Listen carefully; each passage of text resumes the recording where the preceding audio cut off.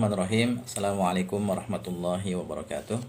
Alhamdulillah wassalatu wassalamu ala Rasulillah wa ala alihi wa sahbihi wa mawalah. Amma ba'du, ikhwani fillah rahimani wa rahimakumullah. Kita lanjutkan ya ceritanya, cerita pengalaman belajar bahasa Arab. Ya, semoga bisa diambil pelajarannya. Pada waktu itu ya, setelah menyelesaikan kitab Mulakhas ya, kitab Nahwu Shorof tingkat menengah, dan waktu itu belajarnya di pada training ya, pelatihan bahasa Arab sekitar sebulanan di pondok pesantren di Jawa Timur. Setelah itu saya semakin semangat ya untuk latihan baca dan juga menerjemahkan ya tulisan-tulisan bahasa Arab tanpa harokat. Dan kebanyakannya waktu itu yang saya terjemahkan adalah kitab-kitab ringkas atau biasa disebut kutaib atau kutaibat ya, kitab-kitab ringkas semacam ini ya, atau buku-buku saku ya, kitab-kitab kecil ya, ukuran saku. Nah, kemudian dengan kemampuan bahasa Arab saya pada waktu itu, saya sempat ya membuat penerbitan buku ya bersama beberapa orang kawan. Saya kemudian tertarik untuk membuat penerbitan buku, karena pada waktu itu saya sudah memiliki cukup banyak ya naskah terjemahan kutaib ya, kitab-kitab ringkas. Sebelumnya saya nggak kebayang ya bakalan bisa bikin penerbitan, karena waktu itu ya taunya penerbitan buku itu, yang namanya penerbitan buku itu harus punya percetakan besar gitu kan, sehingga modalnya kan harus ratusan juta ya, mungkin bisa jadi miliar kali ya. Tapi kemudian setelah ada beberapa kawan yang bekerja di penerbitan buku, nah dari mereka saya dapat informasi bahwa ternyata penerbit itu nggak mesti punya percetakan ya. Jadi yang penting kita punya naskah ya, untuk dicetak. Misalnya kita punya naskah, kemudian kita layout jadi buku ya, kemudian kita bikin covernya, kemudian kita datang ke percetakan untuk nyetak buku gitu. Jadi seperti itu aja, sederhana gitu. Nah, jadi setelah tahu itu saya pikir gampang sekali gitu kan. Saya naskah udah punya, layout bisa lah dikit-dikit gitu kan, dirapihin gitu tulisannya. Kemudian untuk desain cover minta tolong teman. Nah, alhamdulillah kemudian jadilah penerbitan buku ya, namanya Pustaka Laka waktu itu.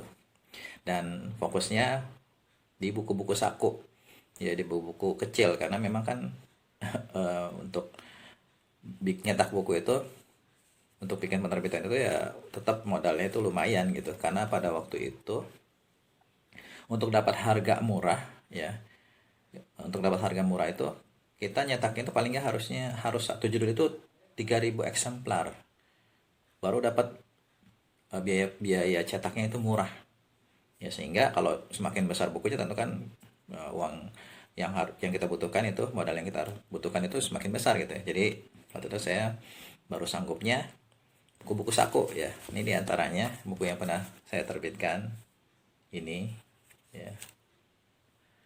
Kemudian juga ini, waktu itu ada empat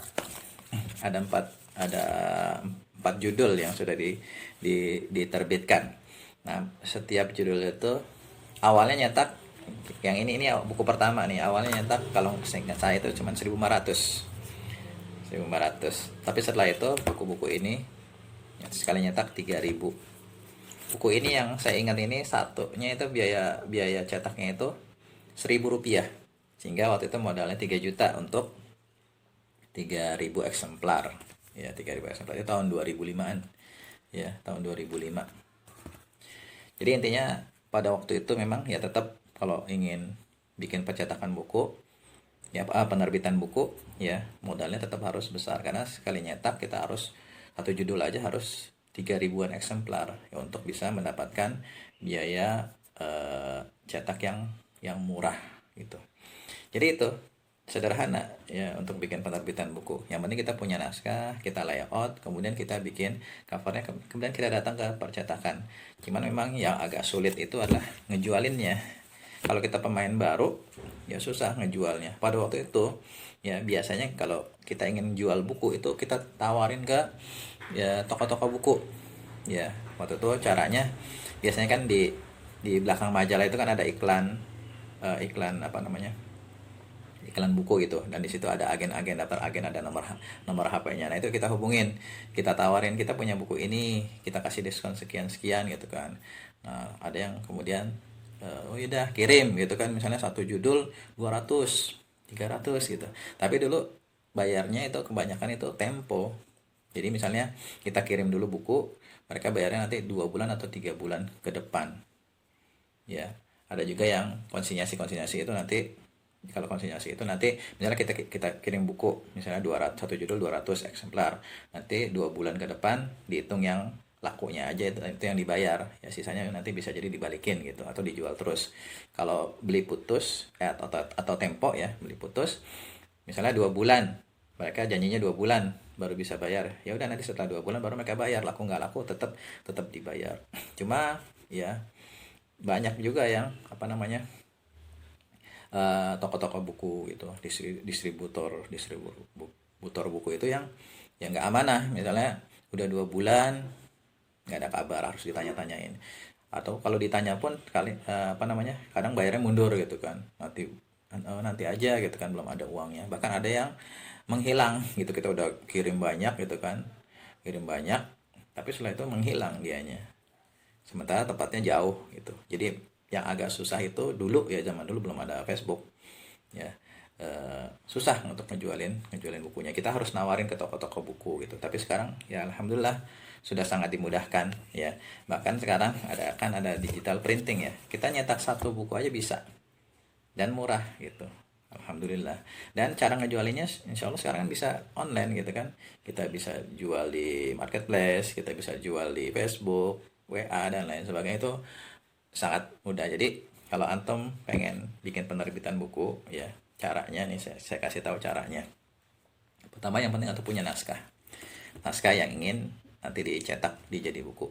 Nah setelah itu antum layout dulu ya, misalnya ukurannya mau ukuran saku seperti ini, atau misalnya ukuran seperti ini A5 gitu, atau ukuran yang lebih besar lagi misalnya seperti ini B5 misalnya.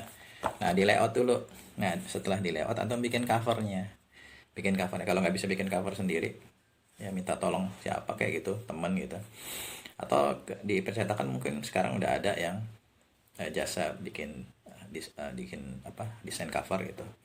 Nah setelah itu ke percetakan, dicetak sesuai dengan jumlah eksemplar yang ingin kita cetak. Kalau di digital printing satu juga bisa ya, satu juga bisa insya Allah. Tapi kalau di penerbit besar, untuk dapat biaya ongkos cetak yang murah itu harus ribuan, kalau enggak kita akan mahal sekali, satu buku ini jatuhnya nanti mahal. Jadi harus misalnya 2.000 atau 3.000. Nah, udah sesederhana itu. Nah, itu jualin ya, kita kalau punya banyak teman gitu kan, di Facebook, lewat WA, kita bisa tawarin. Seperti itu cara bikin penerbitan buku. Insya Allah mudah. Ya mungkin itu yang bisa saya ceritakan.